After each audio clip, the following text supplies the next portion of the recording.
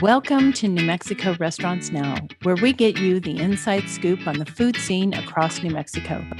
This episode is brought to you by NMRA's Chef Table sponsors. These businesses provide the most generous level of support to keep our restaurants protected, informed, and successful. So thank you to Benny Keith Foods, Food Industry Self-Insurance Fund, Heartland Payment Systems, Shamrock Foods, Cisco New Mexico, and U.S. Foods. We would not be here without you. I'm Carol White, CEO of the New Mexico Restaurant Association, and our guest today is Patrick Liessman, the owner of Three Rivers Brewery. And it's Three Rivers Brewery, Three Rivers Pizzeria, yes, and Three Rivers Tap Room in Farmington, New Mexico. Welcome, Patrick. Oh, thank you. I'm happy to be here. Good. It's so great to have you here. You are in Farmington, New Mexico, so let me ask you, what's the best way to get there from Albuquerque? Probably straight up to 550. Out of Bernalillo, go straight up to 550, and you'll come in through Bloomfield, and we're just not very far from there. So yeah, straight up to 550 is usually the best way. And you guys are right in downtown Farmington, yes, right? Yeah, and you guys have made downtown Farmington what it is today, if you ask me. Thank you. we do have most of a block at this point. So we definitely consider ourselves, one of the key places and kind of the heart of downtown, as it would be for now.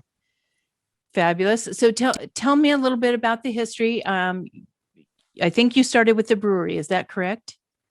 Yes, correct. So it's a restaurant brewery to begin with, just on the corner of Orchard and Main Street. We're in a historic building. And it was originally the pharmacy and malt shop for Farmington a long time ago, and the original home of the Farmington Times Hustler. But now we've been here for coming up on 25 years now. That's amazing. I didn't know it was that 7 long. Years. Okay. Yeah. Okay. Yeah. So the restaurant itself is coming up on 25 years. And then we opened up the pizzeria next, then the tap room, and most recently our distillery and lounge. So you guys just keep adding on to that block. Is that correct? Pretty much. Yeah. I don't know how much more we could do with it. There's only a couple spots left, but they're taken. Well, let's hope. Well, we'll deal with that in the future, right? Yeah. So tell us a little bit about your food. Now I assume there's a little bit different food in each one of those places. So let's start with the brewery. The brewery is mostly like typical pub fare, burgers, chicken tenders, steaks, pretty much everything made in house. Our burgers are ground fresh from brisket. Really, we put a lot of love and care into all of our food, mainly courtesy of our kitchen manager, Jesse Gravel. He's worked here. I want to say he's coming up on 20 years with the business. He's been here a long time, and he puts a lot of love and attention to detail into our food. So even though it is kind of your typical pub fare, everything is really, really well made. And that's been my experience. So I was there, gosh, it's been maybe 3 years ago now. Okay. And I've been there before that. Pretty much every time I'm in Farmington, I go to Three Rivers, because you guys have been great members of our association for a long time. And you're just great guys. And the food is fabulous. I mean, I remember the French fries were just outstanding. So, so good pub fare. Yeah, right? everything. Yeah, exactly. Really, really good pub fare. Really just classics for everybody that everyone can love and enjoy. Just made with, like I said, everything fresh and attention to detail, and it comes across. Very good. So what's your favorite in the brewery? I love the chicken fried steak with green chili sauce. Oh. And that's kind of been my go-to for years, because we have the gravy or the house-made green chili sauce that you can get with the pork green chili sauce. And I absolutely love the pork green chili sauce with the chicken fried steak. So that's one of my favorites. That is a new twist on chicken fried steak. A very New Mexican twist, obviously. Yes. And we've done quite a few of these podcasts now, probably 10 now. And it's interesting because everybody's food, no matter what kind of cuisine you have, has some kind of green chili or red chili element to it. Yeah. So yes. Yeah, you have to do it. It's hard to get away from it in the state, and who'd want to anyways. I mean, it's part of, it's such a key and integral part to New Mexico. It's, it's really hard not to have something with green chili, just because it's so ubiquitous in New Mexico, and the things that we do here just gets added on to everything. Well, and we crave it, right? I mean, we got to have exactly. it at least one Mhm. meal a day, if not more. Exactly. Yeah. Yeah. It doesn't matter what it is. You could add some green chili to it. Exactly. Well, I kind of stop at the ice cream, green chili ice cream. I've had some that hasn't been too bad, but green chili wine, not so much. Yeah, I could do like a glass of green chili beer, and beyond that, it's like I can enjoy it, but it's not something I want to have multiple of usually. But everywhere else, if it's a food item, I'm good with it. Yeah, me too. Me too. So talk to me about the pizzeria. What makes yours a little bit different? Again, going back to just handcrafting everything ourselves, just doing it all in house, just trying to make as much as we can here and not outsourcing it. We use a lot of our own yeast. We use our beer in the dough recipe. It's more of a thin crust recipe, and it's just I don't know. I love our pizza. I think it's really, really good. I think we have some of the best in town, and obviously we have some other pretty good places around here too, but we just have a unique spin on it. It's a fun atmosphere too. It's more of our family friendly place. I mean, the restaurant's pretty family friendly. The pizzeria takes that a bit further, but we have a lot of fun art on the walls. We have games for the kids to play. It's just a fun environment with really good pizza. Really just pretty basic, but good formula. Nice. Well, good. And we passed up the brewery and we didn't talk about the beer. That's not fair. Talk to me about the beer. So we typically have about 12 taps on. We do a little bit of everything. Main focuses our best sellers are our Sky High IPA, our Papa Bear's Golden Honey Ale, and our Red Flyer Apple Cider. So we try to have a little bit for everybody. We have a lot of fun in the brewery too. We do a lot of specialties. We try to mix up a lot of things.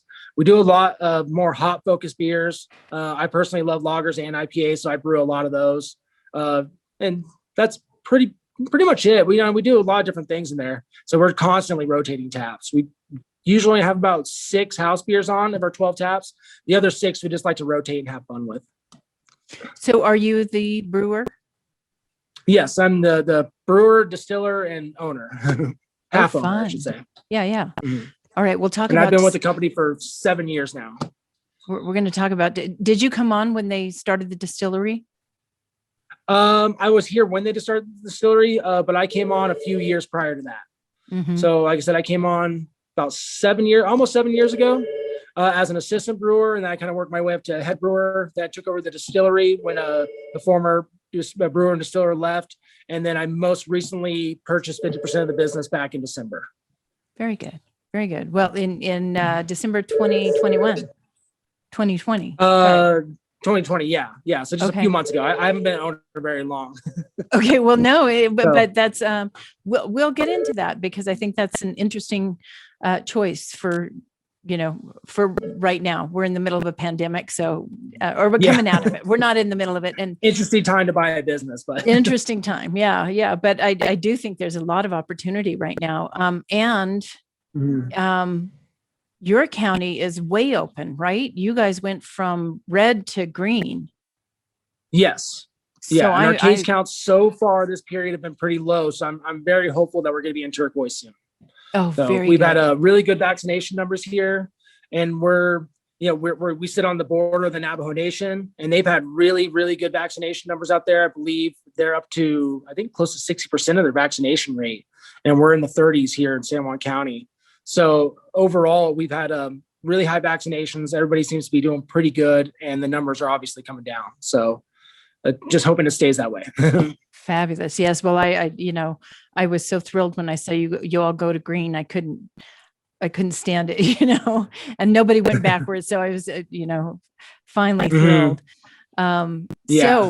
So let's talk about the distillery, because this is an up and coming thing in New Mexico, and we just passed a liquor law that may be going to help you guys a lot. And do you know what it is?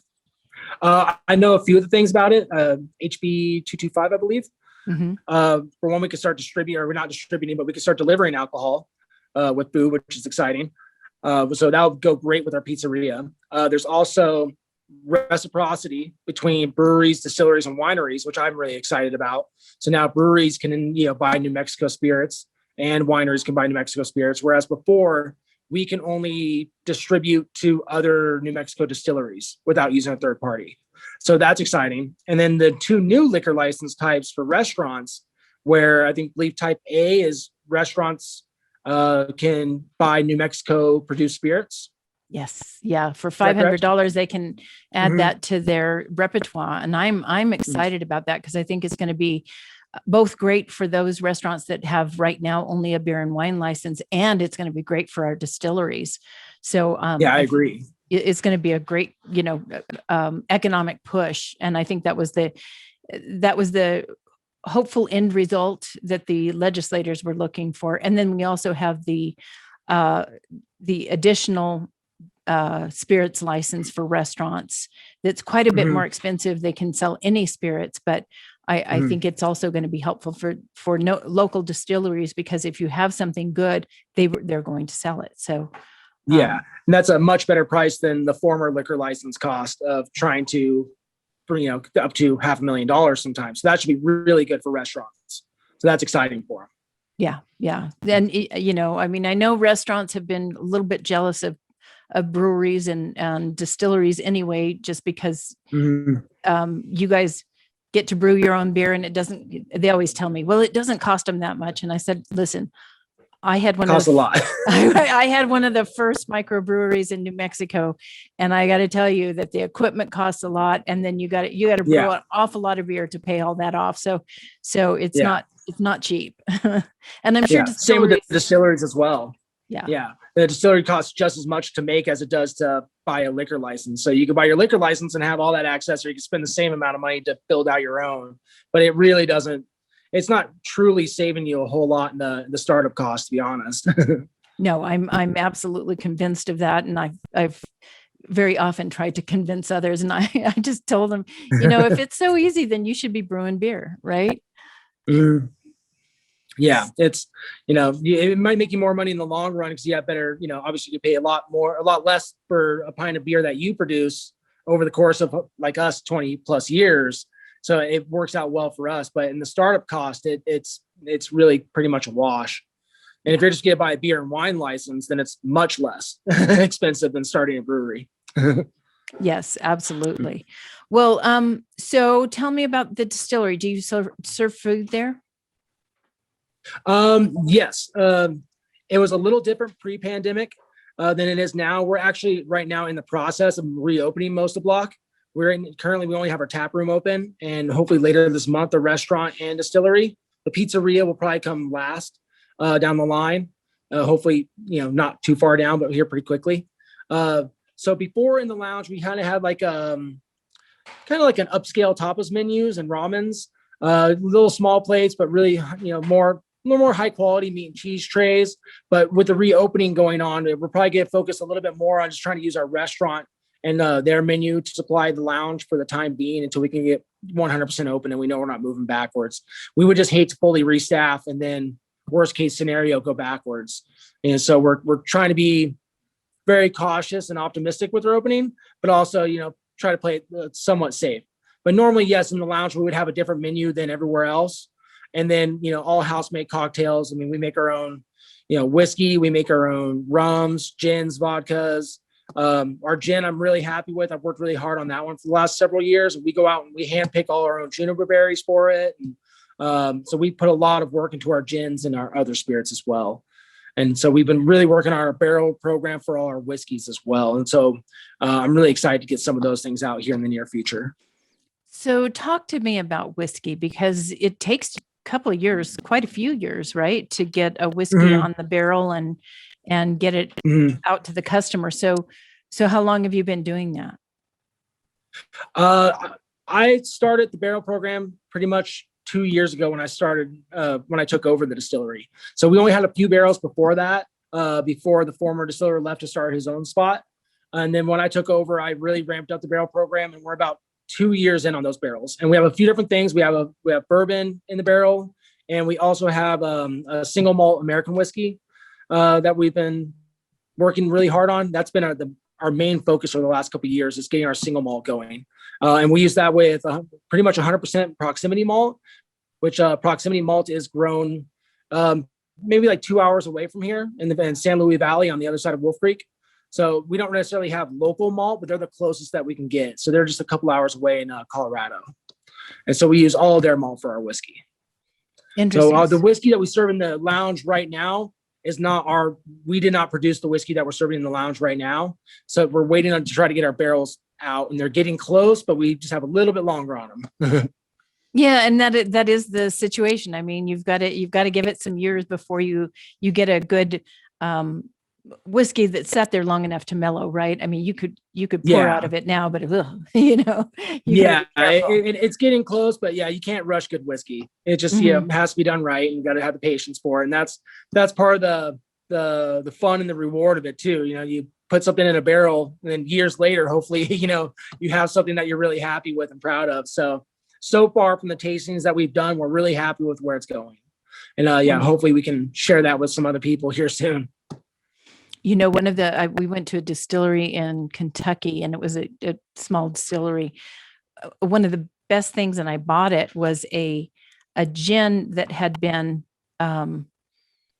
distilled in an Burgundy cask. Oh, that sounds amazing. It was so amazing. It had this gorgeous color to it. And I sipped it for a year and then somehow it was gone, so that's always the sad part. Yeah, it is always that's a sad really part. Cool idea. With the rise of craft distillers, there's a lot of really, really interesting stuff going on in the world of whiskey and gins, and there's a lot of really, really cool gins coming out, barrel aged, like you said, in Burgundy barrels, some in used bourbon barrels and other things, and a lot of really interesting ingredients coming along.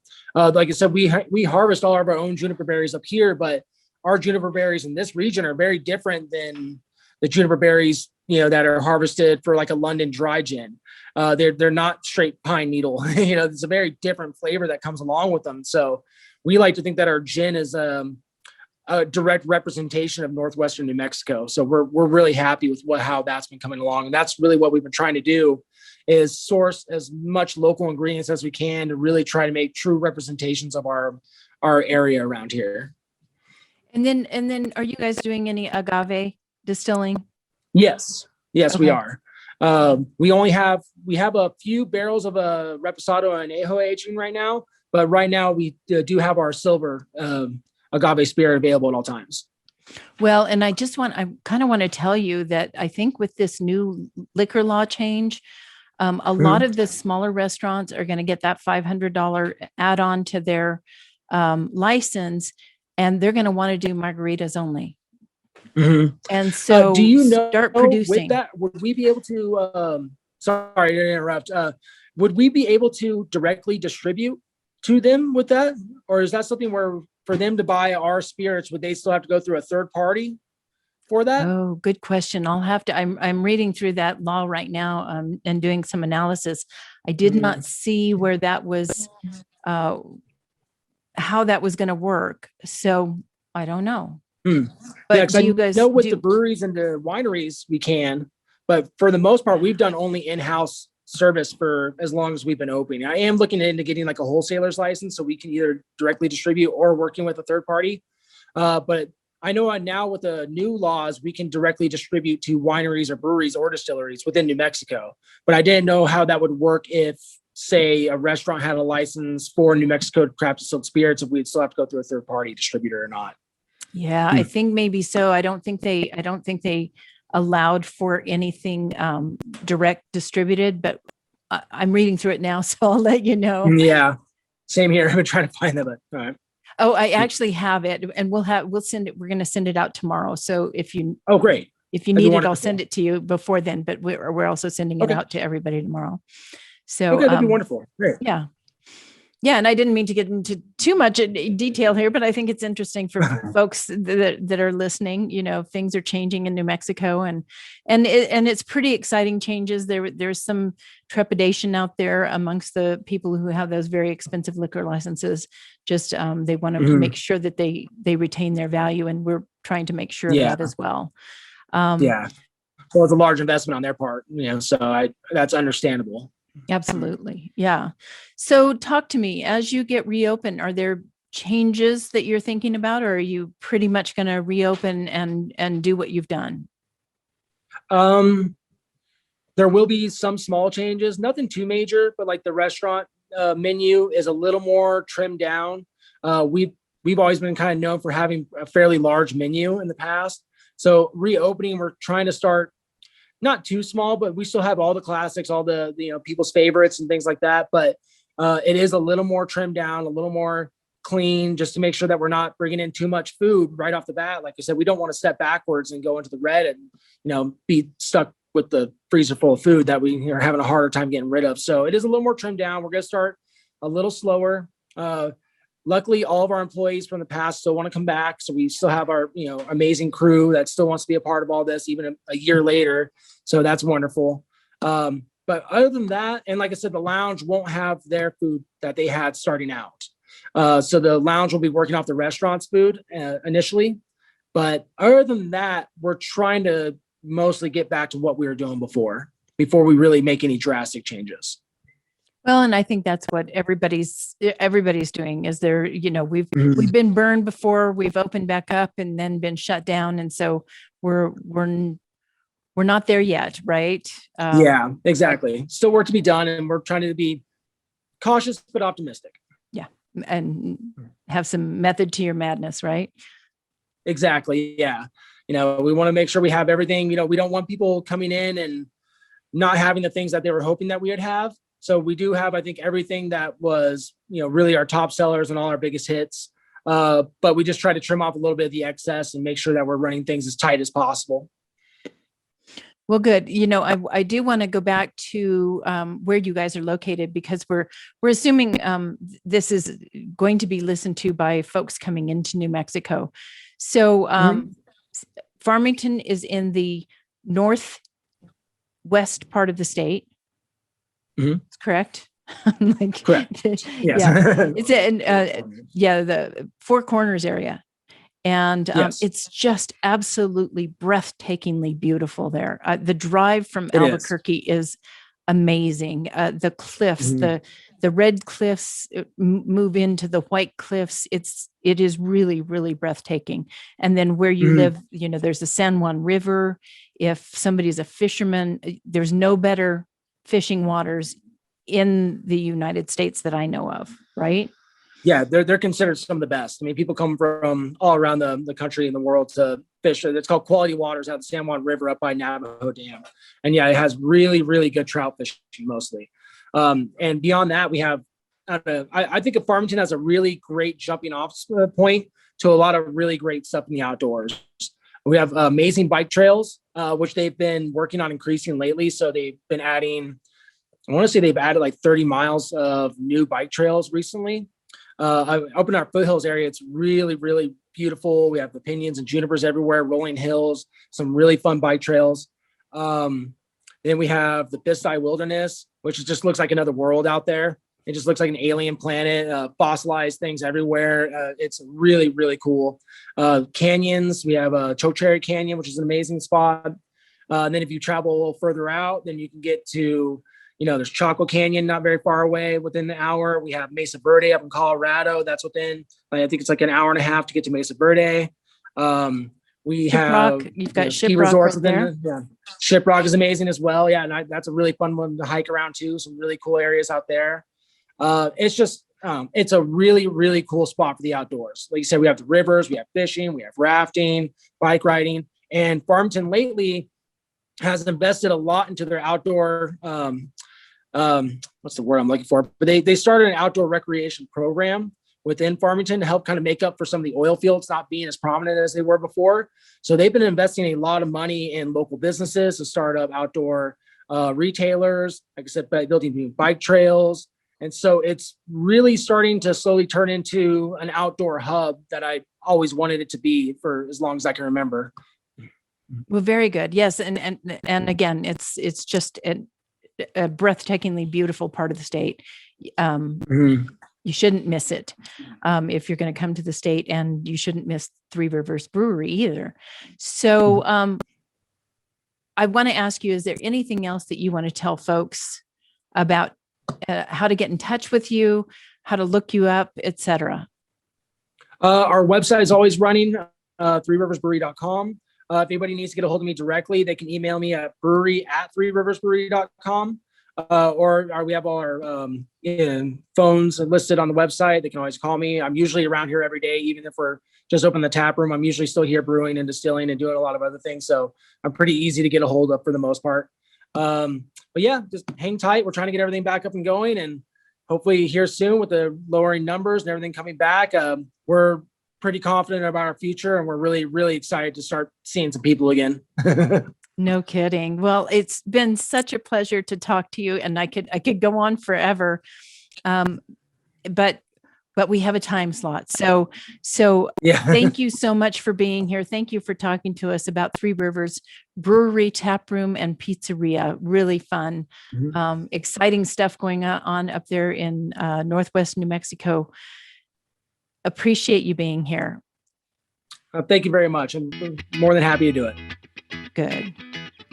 Well, I'd also like to thank our generous sponsors, U.S. Foods, Cisco, New Mexico, Shamrock Foods, Heartland Payment Systems, the Food Industry Self-Insurance Fund, and Benny Keith Foods for their annual sponsorship of NMRA and its programs. Visit nmrestaurants.org to learn more about our Chef's Table sponsors and more about the Restaurant Association. And thanks for tuning in to New Mexico Restaurants Now.